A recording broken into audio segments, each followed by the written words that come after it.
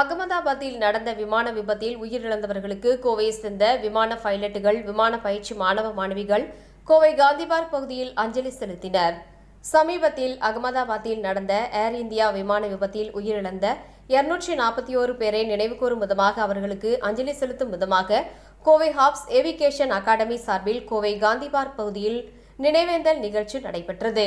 விண்ணுக்கு ஓர் கடிதம் என்னும் தலைப்பில் நடைபெற்ற இந்த அஞ்சலி செலுத்தும் நிகழ்ச்சியில் விமானத்துறை சார்ந்த கல்வி கற்கும் மாணவ மாணவிகள், ஹாப்ஸ் அகாடமியின் நிர்வாக ஊழியர்கள் மற்றும் விமான பைலட்டுகள் சேர்ந்து விபத்தில் இறந்தவர்களை நினைவுகூரும் விதமாக தாங்கள் எழுதிய கடிதங்களை, வெள்ளை நிற ஹூலியம் பலூன்களை கையில் பிடித்தவாறு அஞ்சலி செலுத்தினர். கோவை காந்தி பார்க் ரவுண்டானா பகுதியில் நடைபெற்ற இந்த நிகழ்வில் அகாடமியின் நிர்வாகத்தினர் பலர் கலந்து கொண்டனர்.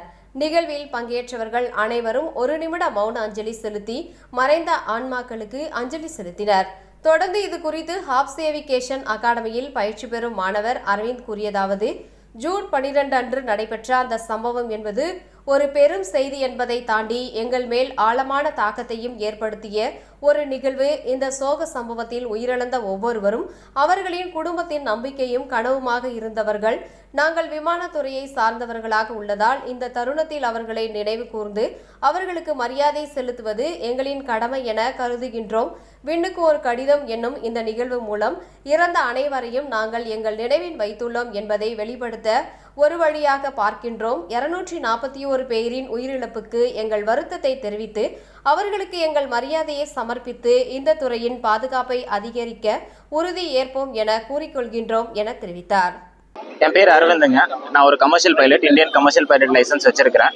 இங்கே நான் ஒரு கிரவுண்ட் இன்ஸ்ட்ரக்டராக ஒர்க் பண்ணுறேன். இப்போ வந்து பார்த்தீங்கன்னா, இப்போ ரீசெண்டாக இந்த ஏர் இந்தியா 171 ஃப்ளைட் வந்து கிராஷ் ஆயிருக்குது ரீசெண்டாக கொஞ்ச நாள் முன்னாடி.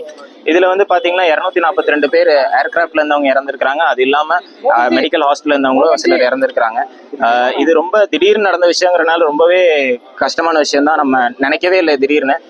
ரொம்ப மோஸ்ட் ஆஃப் ஏவியேஷன்லேயே பார்த்தீங்கன்னா நம்ம எல்லாமே ட்ரைனிங்லாம் பார்த்தீங்கன்னா ரொம்ப சேஃபான வேலை தான் ட்ரெயின் பண்ணுவோம். ஆனால் இது திடீர்னு நடந்தது ரொம்ப சங்கடமாக இருக்குது. அவங்க மொத்த ஃபேமிலிக்கும் நாங்கள் எல்லாரும் இருக்கிறோம். ஏவியேஷன் கம்யூனிட்டிலேருந்து எல்லாருமே அவங்களுக்கு கூட இருப்போம்னு நாங்கள் சொல்கிறோம்.